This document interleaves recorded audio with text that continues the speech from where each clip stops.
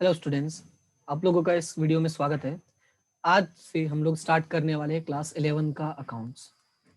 Right, sorry class 11 का accounts, और जिसमें हम लोग स्टार्ट करेंगे हमारे इस चैप्टर से, सहायक बहियां से। चैप्टर नंबर 6 है पार्ट 1 का। ठीक है, पार्ट 1 का चैप्टर नंबर 6 है सहायक बहियां। ओके, तो इस चैप्टर को स्टार्ट करने से पहले हम थोड़ा सा इसके बारे में बेसिक समझ लेते हैं और इसमें क्या चीजें आती हैं, क्या इसका मतलब होता है। बेसिकली आज हमारा जो मेन है वो यही डेडिकेटेड होगा कि हम इस चैप्टर से जुड़ी हुई जो भी बेसिक इंफॉर्मेशन है, बेसिक जानकारियां हैं, वो सारी चीजें आज हम लोग कवर कर लें। तो सबसे पहले इसमें प्रस्तावना में देखो क्या लिखा है, क्या लिखा हुआ है इसको समझते हैं। और जब तुम्हें पढ़ने बैठना तो बुक हाथ में ले लेना, बुक लिए रहना, और जो जो चीजें मैं इंपॉर्टेंट टिक करवाता हूँ उसको तुम भी अपने बुक में पेंसिल से टिक कर लेना, ताकि तुम्हें फ्यूचर में अगर रिवाइज करना हो, अगर समझना हो कि इस चैप्टर में क्या था, तो फटाफट तुम कर सको। ठीक है, तो क्लास स्टार्ट करते हैं। यहाँ पे देखो सबसे पहले लिखा है कि भाई हमने पहले रोजनामचा पढ़ा था। तो रोजनामचा का मतलब हम लोगों ने क्या पढ़ा था कि जो हमारे दैनिक व्यवहार होते थे। ठीक है, तो यहाँ पे मैं लिख देता हूँ कि हमारे जो प्रतिदिन के व्यवहार होते थे, हम लोगों ने देखा था कि हमारे जो रोजमरोज के जो दैनिक व्यवहार होते थे उनका सबसे पहले कहीं ना कहीं लेखा तो होता ही था। तो प्रथम प्रविष्टि की लेखा होती थी, और जिस जगह पे उसकी लेखा होती थी ना, उस बही को हम क्या बोलते थे, चोपड़ा रजिस्टर। आई मीन जिस बही चोपड़ा रजिस्टर में लिखा जाता था उसको हम लोग क्या बोलते थे, रोजनामचा या जर्नल बोलते थे। याद है इतना? ठीक है, तो ये हम लोगों ने क्या था, ये हमारे पुरानी चैप्टर का है, जो हमने चौथा चैप्टर पढ़ा था उसके बारे में है। और क्या लिखा है कि भाई वहां पे हम क्या करते थे, रोज का जो भी एंट्री होता था उसको कहीं न कहीं एक नोटबुक में लिखते थे। जिसको याद होगा, मैंने कहा था हमारा एक रफ नोटबुक की तरह होता है। क्या होता है हमारा ये, रफ नोटबुक की तरह होता है। जैसे हम स्कूल में लेकर जाते हैं ना एक रफ नोटबुक, तो जो भी सब्जेक्ट पढ़ाया जाता है बस हम उसमें लिखते जाते हैं, फिर घर पे आके हम लोग फेयर करते हैं। तो वो एक रफ नोटबुक की तरह होता है, इसलिए उसको क्या बोलते हैं, हम रोजनामचा या जर्नल के नाम से जानते हैं। अब देखो समस्या क्या होती है कि जब हम जर्नल में एंट्री करते हैं, यानी रोजनामचा में एंट्री करते हैं, तो तुम लोगों ने देखा होगा कि कई बार ऐसा होता है एक ही दिन में कई सारे व्यवहार होते हैं। ठीक है, अब एक ही दिन में अगर कई सारे व्यवहार हो, चलो ठीक है, अगर तुमने नहीं देखा हो कोई भी सवाल में, तो मैं तुम्हें सिंपल सा एग्जांपल देता हूँ। जैसे कि तुम किसी एक दुकान पर चले जाओ, ठीक है, कोई भी दुकान। मान लो जैसे किसी की अगर दुकान है तो बहुत अच्छी बात है, मान लो मैं कपड़ों की दुकान की बात करता हूँ। अब कपड़ों की दुकानों में भी तुमने देखा होगा, एक दिन में अगर 10 कस्टमर भी आते हैं तो 30 दिन में कितने होंगे, 300 कस्टमर हो गए। ठीक है, उसमें कुछ कस्टमर ऐसे होंगे जो पैसा तुरंत देके चले जाते हैं, जो कुछ आधा देते हैं, कुछ सामान वापस कर देते हैं, कुछ है ना मतलब बिना पैसा दिए बोलते 1.5 महीने बाद पैसा देंगे हम। ठीक है, कुछ लोग ऐसे होते हैं जो सिर्फ सामान लेकर जाते हैं, बोलते घर वालों को पसंद आए तो हम देंगे। यानी अलग अलग तरह के लोग होते हैं। अब समस्या ये है कि देखो ये 300 रोजनामचा हो गया, और अगर मैं 300 रोजनामचा में मैं तुम्हें ये कहता हूं कि तुम मुझे ये ढूंढ के बताओ कि कितने लोगों को हम लोगों ने टी शर्ट बेचा है। ठीक है, कितने लोगों को हमने टी शर्ट बेचा है, वो भी उधार में। मैंने क्या बोला, उधार बिक्री का निकाल के बताओ कि तुमने कितने लोगों को टी शर्ट बेचा है। या चलो ये छोड़ो, टी शर्ट तो बहुत दूर की बात हो जाएगी, तुम सिर्फ इतना बता दो कितने लोगों की तुमने उधार बिक्री बेचा है। तो अब उसमें क्या करना पड़ेगा, हमें 300 के 300 रोजनामचा को हमें ध्यान से देखना पड़ेगा, हर पेज पलट पलट के चेक करना पड़ेगा। तो मतलब क्या होगा, वो समस्या बढ़ जाती है। तो वही बात यहाँ पे लिखा हुआ है कि जब व्यवहारों की संख्या बड़ी मात्रा में बढ़ जाए, तब एक ही बही में उनका समावेश करना क्या हो जाता है, कठिन बन जाता है। बात समझ में आया? अब एक ही जगह पे करोगे, एक ही 300 पेज की नोटबुक अगर है तुम्हारे पास, जैसे तुम्हारी ये अकाउंट की बुक 300 पेज की है, अब कोई चीज अगर तुम्हें ढूंढना हो तो कितना टाइम लग जाता है पेज पलटने में। ये तो चलो अच्छा कि हमारे बुक में पेज में आगे लिखा रहता है इंडेक्स में कि कौन सा चैप्टर कौन से पेज पर है, तो आसानी होती है। अगर वो नहीं लिखा तो हमें हर पेज को चेक करना पड़ता। राइट, तो समस्या बढ़ जाती है। अब देखो क्या क्या समस्याएं बढ़ जाती हैं। तो पहला क्या लिखा है, जब व्यवहार हो तब प्रत्येक बार खाते का नाम लिखना पड़ता है। सबसे बड़ी समस्या ये है कि हमें क्या करना पड़ता है, प्रत्येक बार खाते का नाम लिखना पड़ता है।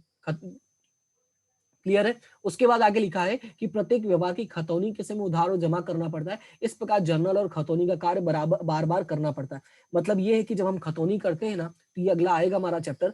जब ये आएगा तो उस चैप्टर को हम लोग पढ़ेंगे कि हमें वहां पे खतौनी में उधार जमा भी करना पड़ता है। तो अब उसमें कैसा है कि 300 है रोजनामचा, तो 300 रोजनामचा का अगर एक एक दो दो एंट्री भी होती है, एक उधार और एक जमा, यानी 300 गुणे 2 कर, यानी 600 खतौनी हमें करना पड़ेगा। समस्या बढ़ जाती है।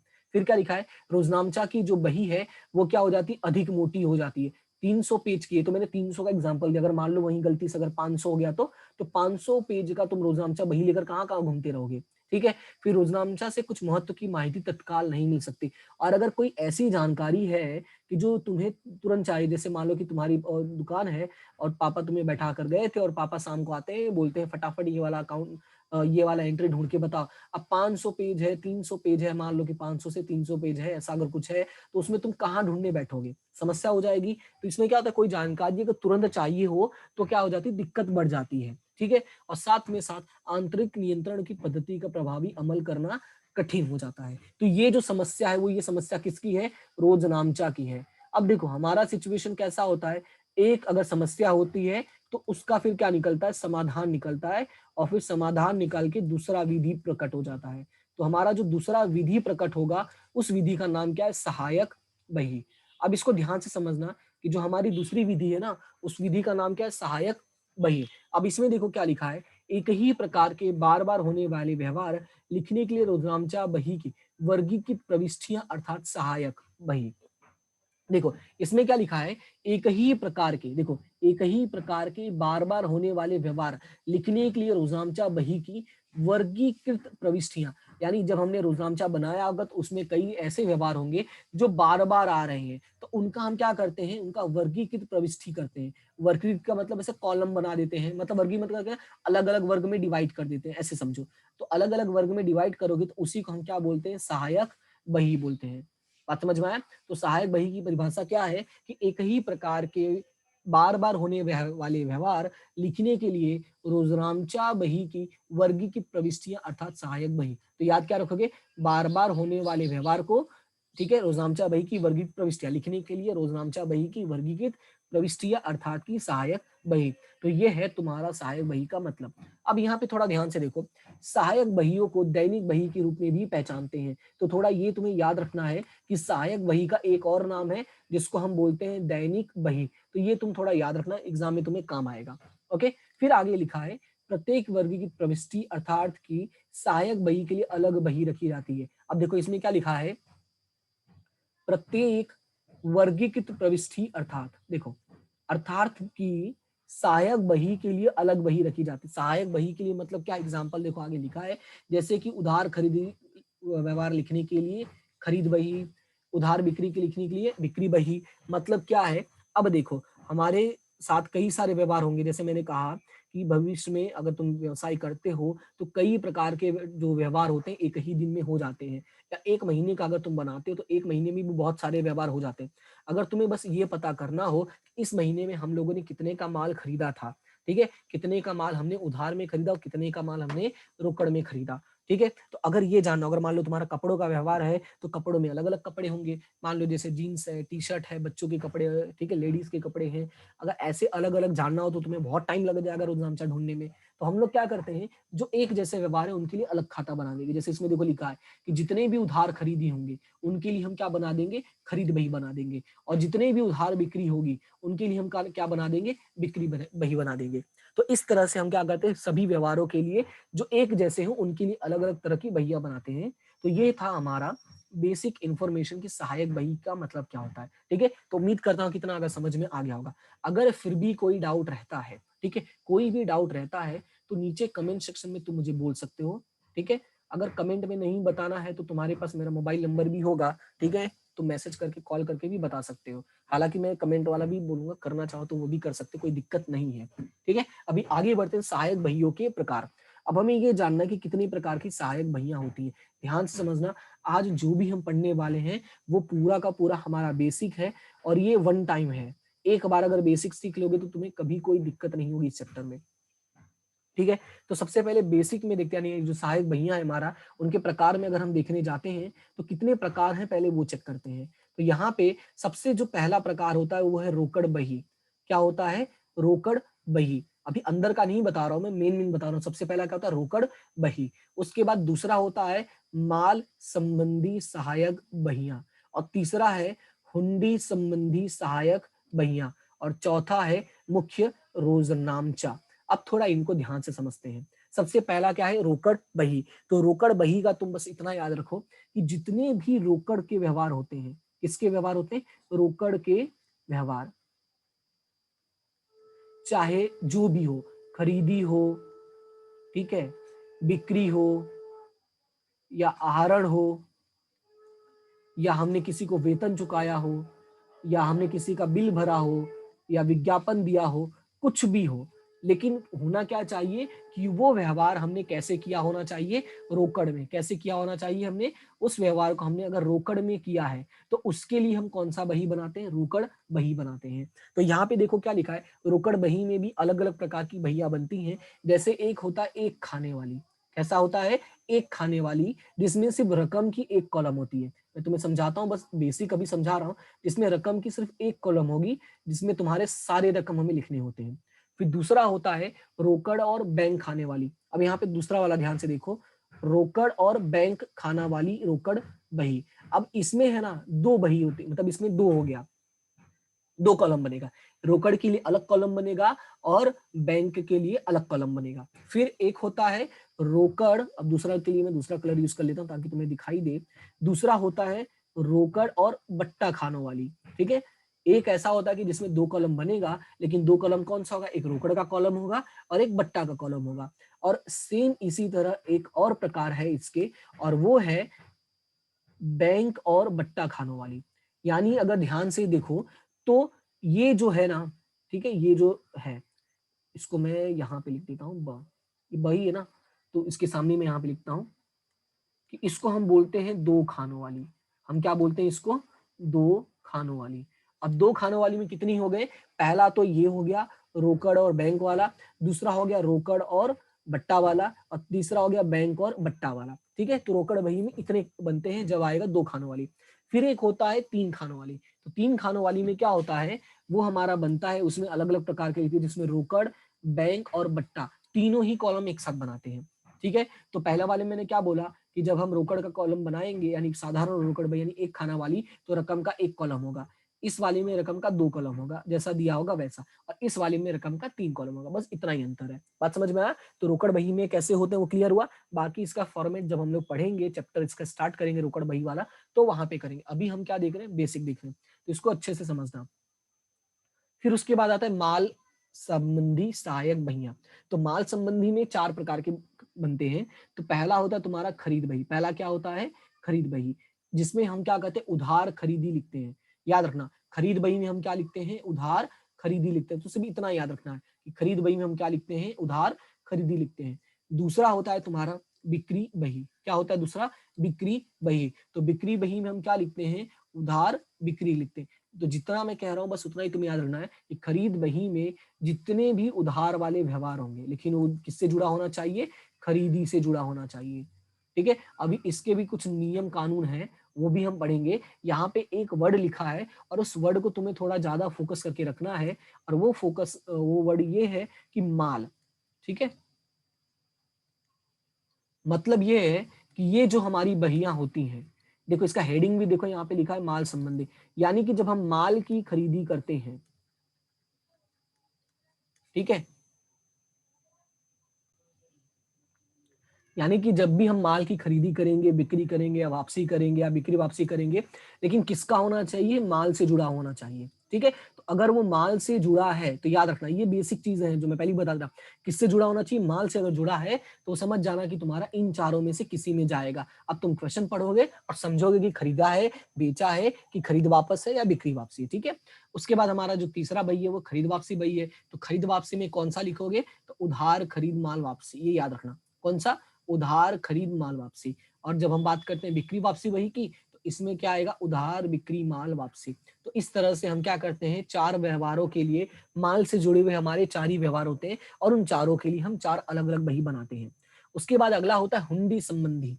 तो हुंडी संबंधी में याद होगा हमने दो हुंडी पढ़ा, एक लेनी हुंडी पढ़ा है और एक देनी हुंडी पढ़ा है। तो लेनी और देनी हुंडी दोनों के लिए हम अलग अलग बहियां बना सकते हैं। लेनी हुंडी का मतलब ये हुआ कि जो हुंडी हमें पैसा मिलने वाला है, यानी कि जो हमने हुंडी लिखकर किसी और को दिया है। और देनी हुंडी का मतलब जो हमने स्वीकार किया है। ठीक है, तो ये हुंडी वाला चैप्टर भी जब आएगा तो हुंडी के बारे में मैं डिटेल में जानकारी दूंगा। अभी सिर्फ इतना रखो कि लेनी हुंडी जो होता है हमें पैसा मिलेगा। ठीक है, हमें पैसा मिलेगा, और जो देनी हुंडी होता है उसमें हम पैसा देंगे, या हम पैसा चुकाएंगे। ठीक है, उसके बाद अगला होता है मुख्य रोजनामचा। अभी मुख्य रोजनामचा में क्या आएगा, ऊपर जो भी हमने व्यवहार पढ़े, ठीक है, ये 3 वाले में जितने भी मैंने चीजें तुम्हें बताई, उन सभी के अलावा अगर मान लो तुमने किसी के लिए सहायक बही नहीं बनाया है, तो वो सारी चीजें यहाँ पे लिख दोगे, जिसको हम लोग बोलते हैं एटसेट्रा। ठीक है, जैसे कि माल चोरी होना, तो यहाँ पे कहीं माल चोरी होने का मैंने बताया, इसमें देखो रोकड़ वाला था, ठीक है, ये माल से जुड़ा है, लेकिन खरीदी बिक्री, बिक्री और मतलब वापसी दोनों है, तो वो तो होगा नहीं, तो माल चोरी कहाँ जाए तुम्हारा, मुख्य रोजनामचा में। या मान लेते हैं कि हमने आहरण किया, ठीक है, तो आहरण का कहीं मैंने लिखा है, मान लो माल का आहरण किया, ठीक है, माल का आहरण किया है, पैसे का आहरण तो चलो हो जाएगा रोकड़ बही में, क्योंकि रोकड़ जा रहा है, लेकिन अगर माल का आहरण किया तो क्या उसमें से कहीं जाएगा, तो ये कहाँ जाएगा, मुख्य रोजनामचा में आ जाएगा। कहने का मतलब ये है कि अगर कोई भी ऐसा चीज है जिसके लिए तुमने अलग से बही नहीं बनाया है, तो वो समझ लेना तुम्हारा कहाँ जाएगा, मुख्य रोजनामचा में। क्लियर है इतना, तो ये याद रखना। तो ये था तुम्हारा सहायक बहियों के प्रकार। अभी आगे बढ़ते हैं और बढ़ते हैं हमारा सहायक बहियों के लाभ। तो पहले इतना याद रख लेना, ठीक है, इतना जो भी मैंने चीजें बताई हैं ये सारी बेसिक इन्फॉर्मेशन मैं पहले फिर से बोल दे रहा हूँ, और चीजों को अच्छे से पढ़ना। ओके, फिर अगला है सहायक बहियों के लाभ। अब देखो बनाने का फायदा क्या होता है, तो पहला फायदा है कार्य का विभाजन, सॉरी कार्य का विभाजन, और दूसरा है श्रम का विभाजन। अब इसको समझो, हिसाबी कामकाज को अलग अलग व्यक्तियों के बीच बांट सकते हैं। देखो अब इसमें कैसा है, जब रोजनामचा बनाते हैं तो रोजनामचा तो कोई एक ही व्यक्ति लिखता है, क्योंकि 10 लोग लिखेंगे तो गड़बड़ हो जाएगा, तो जो रोजनामचा है वो कौन लिखता है, सिर्फ एक व्यक्ति लिखता है। लेकिन जब हम बात करते हैं ये बहियों की, तो बही में हम क्या कर सकते हैं, अलग अलग लोगों को अलग अलग काम दे सकते हैं। जैसे कि अगर मान लो तुम्हारा खरीद बही है, तो खरीद बही के लिए मान लो राम को रख दिया है, ठीक है, राम खरीद बही का काम कर रहा है, तो बिक्री बही के लिए श्याम को रख दो, श्याम को बोलो भाई तू बिक्री का संभाल। ठीक है, तो इससे क्या होगा कि कार्य का क्या हो जाता है, विभाजन होता है और चीजें जल्दी जल्दी हो जाएंगी। दूसरा है श्रम विभाजन। अब देखो श्रम विभाजन का इसमें क्या लिखा हुआ है कि लेखा विभाग यानी अकाउंटेंट डिपार्टमेंट जो होता है, में जिस व्यक्ति के पास जिस कार्य की विशिष्ट कुशलता हो, उस प्रकार के कार्य को सौंपा जा सकता है। जैसे कि मान लो अगर कोई ऐसा व्यक्ति है जिसको रोकड़ के व्यवहार कैसे लिखते हैं उसकी जानकारी बहुत अच्छे से है, तो उसको तुम रोकड़ वही बनाने के लिए बोल दो। बात समझ में आया? तो इस तरह से हम उसके ज्ञान का, उसके श्रम का लाभ हम उठा सकते हैं। इससे क्या होगा, कम खर्च होगा, ठीक है, काम भी कैसा होगा, शीघ्रता और सरलता से, क्योंकि जो काम जिसको आता है वो अगर करता है तो वो बहुत अच्छे से करेगा और जल्दी करेगा। बात समझ में आया? क्लियर है इतना? अब देखो अगर तुम सहायक बहिया बनाते हो, इसके अलावा क्या क्या फायदा होगा। एक फायदा ये होगा कि ऑडिट के टाइम पे, ऑडिट को हिंदी में बोलते हैं अंकेक्षण, ठीक है, ऑडिट का मतलब क्या होता है, अंकेक्षण यानी कि जांच करना। तो जब जांच करना होगा तो वो भी काम क्या हो जाएगा, सरल और शीघ्र हो जाएगा। जैसे कि मैं तुम्हें अगर बता दूं, जैसे कि हम लोग पढ़ते हैं अलग अलग सब्जेक्ट, मान लो अकाउंट है हमारा, स्टेट है, ठीक है, इंग्लिश है, ओसी है, एसपी है, ओसी मतलब बीए, हाँ, और इको है, 1 2 3 4 5 6, और कोई एक सब्जेक्ट बच गया है, अकाउंट, इको, बीओसी, चलो जो बच गया होगा तुम वो देख लेना। अब मान लो कि इतने सब्जेक्ट हैं, ठीक है, तो अब इतने जो सब्जेक्ट हैं, अब मान लेता हूं मैं कि इन सभी के लिए मैं एक ही नोटबुक बनाया हूं जिसको मैं रोजनामचा बोल देता हूं, या हम जिसको अपना रफ बुक बोलते हैं। ठीक है, अकाउंट की भाषा में रोजनामचा और हमारी भाषा में रफ बुक। अब इसी में सारी एंट्री की हो। अगर मैं तुम्हें बोलता हूं भाई अकाउंट का होमवर्क दिखाओ, तो तुम्हें कितना तकलीफ होगा, पेज पलटना पड़ेगा, चेक करना पड़ेगा, और टीचर के सामने अगर ले जाके नोटबुक रख दिए तो उसको दिखाई देगा नहीं तो पीट देगा तुम्हें, है ना। लेकिन वही अगर सारे सब्जेक्ट्स की अलग अलग नोटबुक है, तो इसमें क्या होगा, तो जो अंकेक्षण होगा यानी जो जांच करने वाला होगा उसके लिए काम क्या हो जाएगा, सरल हो जाएगा, और क्या हो जाएगा, जल्दी जल्दी वो कर लेगा, कोई तकलीफ नहीं होगी। बात समझ में आया? तो ये फायदा होता है कि हम जब अलग अलग बहियां बनाते हैं अलग अलग व्यवहारों के लिए। दूसरा, हिसाब तैयार करने में भी सरलता और शीघ्रता होती है, तो ये तो हमने देख लिया ही है। तीसरा क्या है, समय की बचत होती है, कई लोग मिलकर काम कर रहे हैं, निष्कर्ष रूपी माहिती शीघ्रता से प्राप्त होती है। जब कई लोग काम कर रहे हैं, अपना मिल मिल के सब काम कर रहे हैं, ठीक है, जिसको जो एक्सपर्ट है जिस चीज में वो काम कर रहा है, तो इससे फायदा क्या होगा, निष्कर्ष क्या निकलेगा कि जो भी जानकारी हमें चाहिए होगी वो फटाफट और आसानी से और सही सही मिल जाएगा। ठीक है, तो ये था हमारा सहायक बहियों के लाभ। अब देखो हम लोग अगला है हमारा माल संबंधी सहायक बहियां। अब हम देखो कितनी प्रकार के सहायक बहिया बनाते हैं, तो ये मैंने अभी ऊपर दिखाया था तुम लोग को कि हम 4 प्रकार की बहिया बनाते हैं, जिसमें पहला है खरीद बही, दूसरा है बिक्री बही, तीसरा है खरीद वापसी बही, चौथा है बिक्री वापसी बही। ठीक है, कितने हैं टोटल? 4 है, खरीद बिक्री दोनों की वापसी, ऐसे याद रखो, खरीद बिक्री और दोनों की वापसी।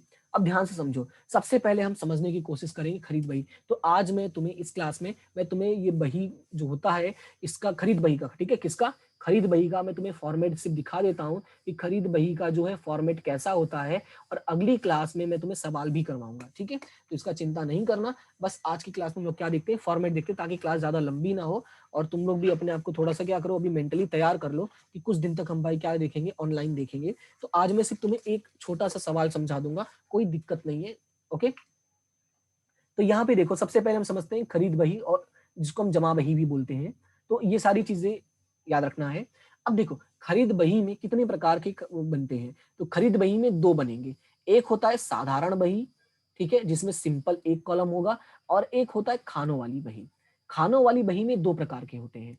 एक होता है माल के प्रकार के अनुसार। मान लो कि तुम अलग अलग प्रकार के माल मंगवाते हो, जैसे कि मान लो तुम्हारा फर्नीचर का दुकान है, तो फर्नीचर के दुकान में तुम क्या क्या बेचते हो? तुम कुर्सी बेचते हो, तुम टेबल बेचते हो, तुम बड़ी बड़ी अलमारियां बेचते हो। यानी ये क्या हो गया, जब तुम अपना बही बनाओगे तो तुम टेबल का अलग हिसाब रखोगे, कुर्सी का अलग रखोगे और अलमारी का अलग रखोगे। तो ये तुम्हारा हो गया माल के प्रकारानुसार। उसके बाद अगला है माल और खर्च के। ठीक है, तो कभी कभी ऐसा होता है कि जब हम माल कहीं और से मंगवाते हैं तो अलग अलग प्रकार के हमें खर्च चुकाया जाता है।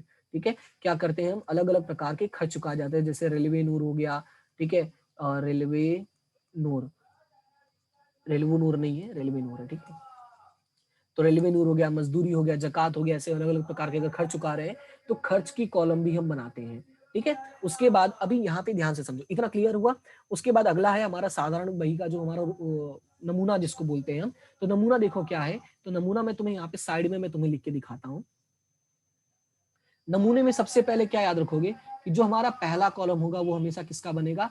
तारीख का बनेगा। देखो मैं कौन सा बही का बता रहा हूँ तुम्हें? खरीद बही का। किसका बता रहा हूं मैं तुम्हें? खरीद बही का, सामान्य वाला। तो खरीद बही का अगर हम बना रहे हैं तो सबसे पहले क्या आएगा? तारीख आएगा, ध्यान से समझना। फिर उसके बाद क्या आएगा? विवरण आएगा। ठीक है, उसके बाद क्या आएगा? विवरण आएगा। ध्यान से सुनना इस चीज को। देखो इसका फॉर्मेट कैसे याद रखो वो मैं तुम्हें बता दे रहा हूं, छोटा सा ही है लेकिन फिर भी समझ लो। सबसे पहले क्या बनाओगे? तारीख। फिर क्या बनाओगे? विवरण। उसके बाद क्या बनाओगे? आवक बिल नंबर। देखो अगर हम माल खरीदते हैं तो क्या कौन सा बिल होगा? आवक बिल नंबर, क्योंकि माल खरीदने पे बिल आता है हमारे पास। तो आवक बिल नंबर। उसके बाद इसका छोटा सा कॉलम बनाओगे, ज्यादा बड़ा बनाने की जरूरत है तो मैंने ज्यादा बड़ा लिख दिया है। उसके बाद तुम्हारा अगला होता है खाता पृष्ठ नंबर। क्या होगा? खाता पृष्ठ नंबर। फिर उसके बाद लास्ट में तुम्हारा बनता है रकम का कॉलम। ठीक है, अब एक चीज याद समझो, हम माल खरीदते हैं तो हम माल किन से खरीदते हैं? हम जिन लोगों से माल खरीदते हैं वो हमारे लिए क्या होते हैं? व्यापारी। वो हमारे लिए क्या होते हैं? व्यापारी। जैसे कि अगर तुमने माल किसी से खरीदा, मान लो कि ये तुम हो और ये सामने कोई है। ठीक है, ये तुम हो और ये मैं तुम्हें ऐसे बना देता हूँ, थोड़े बाल बड़े बड़े। ये तुम हो और ये सामने कोई व्यापारी है, मतलब कोई पर्सन है जिससे तुमने माल खरीदा। तो ये माल अगर खरीद रहा है और ये माल बेच रहा है, ठीक है, ये तुम हो। ठीक है, तो ये सामने वाला तुम्हारे लिए क्या बन जाएगा? व्यापारी बन जाएगा। बात समझ में आया? यानी जिससे हम माल खरीदते हैं वो हमारे लिए क्या होता है? व्यापारी होता है। तो यहाँ पे विवरण की जगह पे तुम एक चीज और लिख सकते हो। क्या लिख सकते हो? व्यापारी का नाम। क्या लिख सकते हो? व्यापारी का नाम। तो मैं नाम ऊपर लिख देता हूँ, व्यापारी का नाम। तो ये हो गया तुम्हारा फॉर्मेट। जो पहला कॉलम बनेगा वो क्या बनेगा? तारीख का बनेगा। दूसरा कॉलम विवरण, या तुम क्या लिखोगे? व्यापारी का नाम। तीसरा होगा तुम्हारा आवक बिल नंबर। चौथा खाता पृष्ठ नंबर। पांचवा क्या होगा? रकम। ये याद रखना, ये है तुम्हारा फॉर्मेट। ठीक है, ये किसका फॉर्मेट मैंने बताया? खरीद बही का। क्लियर है इतना? उसके बाद ठीक है, तो बाकी चीजें बढ़ते रहेंगे। अब चीजें में देखो क्या क्या है यहाँ पे, तो मैं समझा देता हूँ भाई। तारीख में तो तुम्हें पता है जिस तारीख में व्यवहार होगा वो तारीख तुम्हें लिखना होगा। ठीक है, तो यहाँ पे लिख देता हूँ। तो जिस तारीख का व्यवहार होगा वो तारीख तुम्हें लिखनी है। अब व्यापारी के नाम में जिससे माल खरीदा होगा, जिससे माल, याद रखना यहाँ पे क्या मैंने लिखा है? माल। क्योंकि खरीद बही में हम किससे लिखते हैं? माल से जुड़े व्यवहार लिखते हैं। तो याद रखना कि जिससे हमने क्या खरीदा होगा? माल खरीदा होगा, तो माल से जुड़े व्यवहार अगर लिखते तो जिससे हमने माल खरीदा होगा उसके बारे में हम लिखेंगे।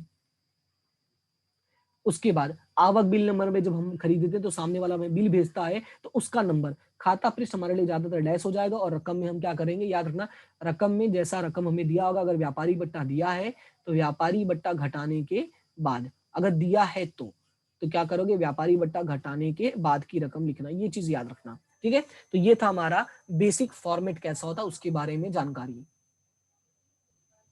अब देखो ये छोटा सा उदाहरण है, तो उदाहरण में शुरू करूं उसके लिए मैं तुम्हें कुछ नोट यहाँ पे लिख देता हूँ जो तुम्हें याद रखने हैं। ठीक है, तुम इसको अपनी नोटबुक में लिख लेना। नोट क्या याद रखना है कि जो हम बहियां बनाते हैं, ठीक है, ये जो सहायक बहियां बनाने वाले हैं, कौन से सहायक बही की मैं बात कर रहा हूँ, खरीद बही, बिक्री बही, खरीद वापसी, बिक्री वापसी, इसमें याद क्या रखना है, पहला याद ये रखना है सिर्फ हमें रोकड़, अरे सॉरी सॉरी, मैं यहाँ पे, हमें याद ये रखना है सिर्फ हमें उधार व्यवहार लिखना होता है। क्या लिखना होता है हमें, उधार व्यवहार लिखना होता है। क्या लिखना होता है हमें, सिर्फ उधार व्यवहार लिखना होता है। और वो उधार व्यवहार भी किससे जुड़ा होना चाहिए, माल से जुड़ा होना चाहिए। अगर संपत्ति से जुड़ा है तो नहीं लिखना है। यानी दूसरा क्या याद रखोगे कि संपत्ति से जुड़ा व्यवहार, संपत्ति से जुड़ा व्यवहार नहीं लिखना है। ठीक है, दूसरा पॉइंट ये याद रखना कि संपत्ति से जुड़ा व्यवहार नहीं लिखना है। तीसरा क्या याद रखना है, तीसरा ये याद रखना है कि अगर रोकड़ व्यवहार है, क्या, अगर रोकड़ व्यवहार है तो वो भी नहीं लिखना है, नहीं लिखना है। ठीक है, चौथा क्या याद रखना है, अगर मान लो अंशतः रोकड़ है, क्या, अंशतः रोकड़, तो अंशतः रोकड़ का मतलब क्या होता है, मान लो कुछ पैसा भर दिया है, जैसे कि 5,000 का माल खरीदा था, अब उसमें से तुमने 3,000 रुपए का माल, ये 3,000 रुपए भर दिए, फिर भी इसको क्या मानोगे, पूरा का पूरा उधार मान लोगे। ठीक है, तो याद रखना कि अगर अंशतः रोकड़ चुकाया हो तो उसको क्या मान लोगे, पूरा का पूरा उधार मान लोगे। तो ये चार बातें तुम्हें याद रखनी है। क्या क्या याद रखनी है कि हमें से उधार का व्यवहार लिखना है, संपत्ति से जुड़ा व्यवहार नहीं लिखना है, हमें रोकड़ व्यवहार भी नहीं लिखना है, क्योंकि इसके लिए अलग बही हम बनाएंगे। कौन सी बही होगी इसके लिए, रोकड़ बही, जो मैंने आपको फॉर्मेट में बेसिक में पहले ही समझा दिया। इसके लिए हम अलग से बही बनाए हैं, रोकड़ बही। और मान लो अगर अंशतः रोकड़ चुकाया है तो भी उसको क्या मान लोगे, उधार मानोगे। ठीक है, उधार मानोगे और उसकी एंट्री तुम क्या करोगे, लिख दोगे। तो उधार मानोगे और लिखना है, बस इतना याद रखना है। ये चार मुद्दा है। ठीक है, अभी सवाल शुरू करते हैं और इसको देखते हैं क्या है। सबसे पहला लिखा है 10,000 का माल महेश के पास से एक मास की साख पर खरीदा। ध्यान से देखो, सवाल में लिखा है कि 10,000 का माल हमने क्या खरीदा है, महेश के पास से खरीदा है एक मास की साख पर। साख का मतलब यहाँ पे क्या, उधार होता है। हमने खरीदा है और हमें कौन सी बही बनानी है, खरीद बही बनानी है। तो सबसे पहले हम क्या करते हैं, हमारा जो फॉर्मेट होता है, फॉर्मेट क्या है हमारा, सबसे पहले होता है तारीख, फिर होता है व्यापारी का नाम, फिर होता है आवक बिल नंबर, फिर होता है खाता पृष्ठ, और फिर होता है रकम। ठीक है, तो वो हमने कर दिया है। उसके बाद हमें पहला पॉइंट है कि 10,000 का माल खरीदा, तो व्यापारी के नाम में देखो तारीख क्या लिखा वो देखो, तो तारीख है तुम्हारा 2015 मार्च 1, तो तुम क्या करोगे, यहाँ पे लिखोगे 2015 मार्च 1 और नाम क्या है, महेश खाता। देखो ऊपर नाम किसका है, महेश का है, और हमने यहाँ देखा है मैं क्या लिखना था, व्यापारी का नाम, तो नाम क्या लिखोगे, महेश खाता। आवक बिल नंबर तो दिया नहीं है, ये भी दिया नहीं, तो डैश डैश हो गया। और रकम कितना है, 10,000, तो डायरेक्टली हमने क्या कर दिया, 10,000 रुपए लिख दिया। ठीक है, तो पहला एंट्री हमारा हो गया। दूसरा, 15,000 का माल हसमुख भाई के पास से 10% व्यापारी बट्टा से खरीदा, बिल नंबर 100, बिल नंबर 15 है सिर्फ। ठीक, बिल नंबर कितना है, 15 है। हमने माल खरीदा है, तो सबसे पहले चलते हैं और नाम लिखते हैं। नाम क्या लिखोगे, हसमुख भाई, 2 तारीख और नाम लिखोगे हसमुख भाई, बिल नंबर कितना है, 15। अब बात करते हैं रकम। तो रकम का मैंने यहाँ पे अभी तुम्हें लिख के दिखाया था कि रकम का याद रखना कि अगर बट्टा दिया है, कौन सा बट्टा दिया है, व्यापारी बट्टा दिया है, तो व्यापारी बट्टा घटाने के बाद वाली कीमत लिखते हैं। याद रखना, व्यापारी बट्टा घटाने के बाद वाली कीमत लिखते हैं। ठीक है, तो यहाँ पे सवाल में नीचे चलते हैं और यहाँ पे देखते हैं कितने का माल खरीदा था, 15,000 का।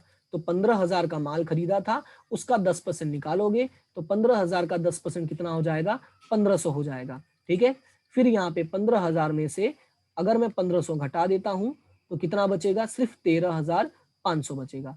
तो ये हो गया हमारा माल की कीमत। तो यहाँ पे देखो सवाल में जो माल की कीमत है वो कितना लिखा है, 13,000 रुपए, सॉरी 13,500 रुपए लिखा है। क्लियर है इतना। फिर आगे बढ़ते हैं, आगे लिखा है 8,000 का माल मनीष के पास से नकद खरीदा। देखो यहाँ पे वर्ड लिखा हुआ है नकद, और मैंने बताया कि हमें रोकड़ व्यवहार नहीं लिखना होता, यानी ये पॉइंट नंबर 6 नहीं आएगा। अब सवाल है कि नकद है तो कहाँ लिखोगे, तो इसको याद रखना, हम कहाँ लिखेंगे, रोकड़ बही में। कहाँ लिखेंगे इसको, रोकड़ बही में। उसके बाद पॉइंट नंबर 14 यानी तारीख नंबर 14 का है, क्या लिखा है, नवीन को 10,000 का माल 20% व्यापारी बट्टा से भेजने का आदेश दिया। देखो हमने क्या दिया है, अभी सिर्फ भेजने का आदेश दिया है। और याद होगा मैंने बताया था कि अगर हम ऑर्डर देते हैं तो ऑर्डर जो होता है वो तुम्हारा गैर आर्थिक होता है, ठीक है, आर्थिक व्यवहार नहीं है, ठीक है, जिसमें कोई भी पैसे का ट्रांजेक्शन नहीं हुआ है, तो इसको भी हमें नहीं लिखना, और ये तो कहीं नहीं लिखते हैं। उसके बाद आते हैं, बात करते हैं पॉइंट नंबर 18 यानी तारीख नंबर 18 का। लिखा है 6,000 का फर्नीचर 3G फर्नीचर मार्ट से 1 मास की साख पर खरीदा। सबसे बड़ी चीज यहाँ पे लिख दिया साफ साफ फर्नीचर, और हम क्या लिख रहे हैं, हम माल के व्यवहार की एंट्री करते हैं, यानी फर्नीचर वाला हम क्या करेंगे, नहीं लिखेंगे। अब सवाल ये कहाँ लिखेंगे, तो देखो ये फर्नीचर जो है वो साख पर खरीदा है, तो रोकड़ में तो आएगा नहीं, ठीक है, बाकी में कहीं आएगा नहीं, तो उसकी एंट्री हम कहाँ चली जाएगी, मुख्य रोजनामचा में। ये याद रखना, कहाँ चली जाएगी, मुख्य रोजनामचा में। जिसका कोई नहीं उसका कौन होगा, मुख्य रोजनामचा। फिर बात करते हैं तारीख 20 का। तारीख 20 में क्या लिखा है, नवीन के आदेश के अनुसार माल भेज दिया और रेलवे नूर का 1200 जोड़कर बिल नंबर 314 भेज दिया। अब ध्यान से देखो, सवाल में लिखा है नवीन ने आदेश के अनुसार माल भेज दिया, तो हमने नवीन को ऑर्डर कहाँ दिया था, तो अगर यहाँ पे देखते हो तो यहाँ पे लिखा है नवीन को 10,000 का माल 20% व्यापारी बट्टा से ऑर्डर दिया था। अब ध्यान से समझो, तो नवीन ने माल हमें भेज दिया है, तो नवीन ने अगर भेज दिया तो यहाँ पे लिखोगे नवीन खाता। दूसरा चीज क्या है, बिल नंबर कितना है, 314, तो बिल नंबर लिख देना 314, ठीक है। माल कितने का उसने भेजा है, 10,000 का, क्योंकि हमने उसको 10,000 का माल भेजने के लिए बोला था, और ये माल भेजने के लिए कैसे बोला था, ठीक है, ये मैं मिटा देता हूँ अब, तो देख ही लिया होगा, लिख लिया होगा तुम लोगों ने, तो इसको मैं साफ कर देता हूँ थोड़ा। हाँ, कितने परसेंट व्यापारी बट्टा से, 20%। तो फिर वही यहाँ पे गणना करो कि भाई 10,000 का माल था, 20% व्यापारी बट्टा, तो मतलब ये हो जाएगा 10,000 का 20% करोगे तो ये आएगा 2,000 रुपए, ठीक है। फिर क्या करोगे, 10,000 में से 2,000 रुपए घटाओगे तो बचेगा कितना, 8,000 रुपए। तो बस तुम्हें 8,000 की एंट्री करनी है, तो यहाँ पे क्या लिखोगे, 8,000 रुपए। अब थोड़ा ध्यान से समझो, सवाल में लिखा है रेलवे नूर का 1,200 रुपए, रेलवे नूर भी आ गया 1,200 रुपए। ये हम क्या बना रहे, खरीद भाई, किससे जुड़ा हुआ, हम बना रहे माल से जुड़ा हुआ। तो जो हमारा रेलवे नूर ऐसा कोई खर्चा अगर आ जाता है, हाँ अगर बहुत सारे खर्चे हैं सब में है तो हम खर्च का अलग से कॉलम बना देंगे, लेकिन अगर नहीं है तो याद रखना उसकी एंट्री हम कहाँ करेंगे, मुख्य रोजनामचा में। तो यहाँ पे मैं तुम्हें दिखा भी देता हूँ कि जो हमारा रेलवे नूर होगा वो कहाँ चला जाएगा, मुख्य रोजनामचा में चला जाएगा, ठीक है, क्योंकि और कहीं तो खर्च की एंट्री करेंगे नहीं, और ऊपर से उधार व्यवहार है, तो इसकी कहाँ चली जाएगी, हमारी मुख्य रोजनामचा में। तो यहाँ पे मैं लिख देता हूँ कि जो ये रेलवे नूर है ये तुम्हारा कहाँ चला जाएगा, मुख्य रोजनामचा।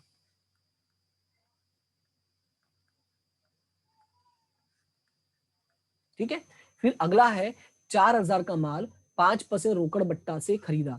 तो यहाँ पे साफ साफ लिख दिया है तुम्हें रोकड़ बट्टा, और ऊपर से किसी का नाम भी नहीं दिया है, क्योंकि हमें तो यहाँ व्यापारी का नाम लिखना होता है, और यहाँ पे किसी का नाम नहीं दिया है, तो ये भी क्या हो जाएगा, कैंसल हो जाएगा। उसके बाद अगला पढ़ते हैं, तो अगले में लिखा है बाबूलाल के पास से 16,000 का माल, ठीक है, क्या लिखा है, बाबूलाल के पास से 16,000 का माल 10% व्यापारी बट्टा से खरीदा, आधी रकम तुरंत ही चुका दी, ठीक है, चेक से तुरंत चुका दिया। मैंने कहा था कि अगर आधी हो, तिहाया हो, कुछ भी हो, ठीक है, अगर हमने पूरा नहीं चुकाया है, अंशतः ही चुकाया है, इसको मैंने क्या नाम दिया था, अंशतः, तो उसको तुम क्या मान लोगे, पूरा का पूरा उधार, क्या मानोगे, पूरा का पूरा उधार मान के ही चलोगे, ठीक है। तो जब पूरा का पूरा उधार ही मानना है तो यहाँ पे नाम क्या लिख दोगे, बाबूलाल, कोई बिल नंबर नहीं है, कोई खाता पृष्ठ नहीं है, और रकम कितना, 14,000 रुपए, 14,400। अब 14,400 कैसे आएगा वो देख लो। यहाँ पे माल कितने का खरीदा है तुमने, 16,000 का, तो 16,000 का माल है, और व्यापारी बट्टा कितना है, 10%, तो 16,000 में से 10% घटा दोगे तो ये आएगा 14,400 रुपए, ठीक है। अगर तुम ऐसे करना चाहो तो कर सकते हो, नहीं तो तुम्हें डिटेल में अगर करना हो तो ये रहा डिटेल में मैंने समझाया है। पहले 16,000 का 10% निकालो तो 1600 आएगा, फिर 16,000 में से 1600 माइनस कर देना, या तो डायरेक्टली तुम 16,000 का 10% माइनस कर दो। क्लियर है इतना? ये था 25वां नंबर।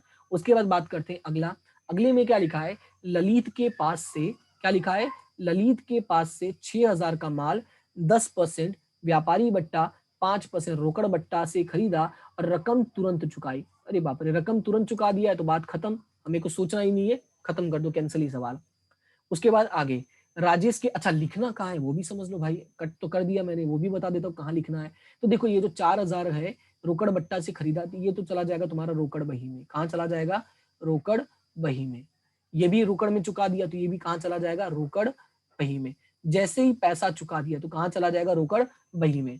फिर अगला देखो, अगला है राजेश के पास से 3,000 का माल खरीदा। क्या लिखा है? राजेश के पास से 3,000 का माल खरीदा। नाम दिखा हुआ है, उधार में लिखा हुआ है, ठीक है। तो यहाँ पे नाम आ जाएगा राजेश खाता, तारीख तुम्हारी 30 और बिल नंबर 101, तो यहाँ पे 101 और सीधा 3,000 रुपए। बात समझ में आया? और इस तरह से हमारा पूरा सवाल कंप्लीट हो गया। तो अभी हमें अगला काम क्या करना है, इन सभी का टोटल करना है। तो टोटल करोगे तो आएगा 48,900 रुपए। तो ये था तुम्हारा सिंपल खरीद बही कैसे बनाते हैं उसके बारे में। अगर कोई भी इसमें डाउट है तो तुम लोग बोल देना, ठीक है। उम्मीद करता हूँ कि ये सारी चीजें समझ में आ गई होंगी। अगर फिर भी डाउट रहता है तो बता देना, और अगर समझ में आ गया है तो एक काम करना है तुम लोगों को। क्या काम करना है वो भी मैं बोल देता हूँ, कि वीडियो को लाइक करोगे, नीचे देखो लाइक का ऑप्शन रहता है, और ये वीडियो बाकी दोस्तों के साथ शेयर कर दोगे जिन लोगों को इस बारे में नहीं पता है। देखो 11वीं क्या है, बेसिक है, तो सभी को ये शेयर कर देना ताकि सब लोग पढ़ लें, ठीक है। और तीसरा चीज तुम्हें ये करना है कि अगर चैनल को सब्सक्राइब किया है तो बहुत अच्छी बात है, नहीं किया है तो कर देना। ये 3 चीजें तुम लोगों को करनी है, ठीक है। तो थोड़ा मुझे क्या हो जाएगा, सपोर्ट हो जाएगा। और मैं उम्मीद करता हूँ कि मेरे जितने स्टूडेंट्स हैं वो ये सारी चीजें तो जरूर करेंगे। ओके, तो हम लोग बाकी जो चीजें हैं वो हम लोग कल की क्लास में पढ़ेंगे। आज के लिए इतना ही, ठीक है। थैंक यू सो मच, और हमेशा क्या रहो, हंसते रहो, मुस्कुराते रहो और आगे बढ़ते रहो। मिलते हैं हम अपनी नेक्स्ट क्लास में, तब तक के लिए thank you so much, have a good day.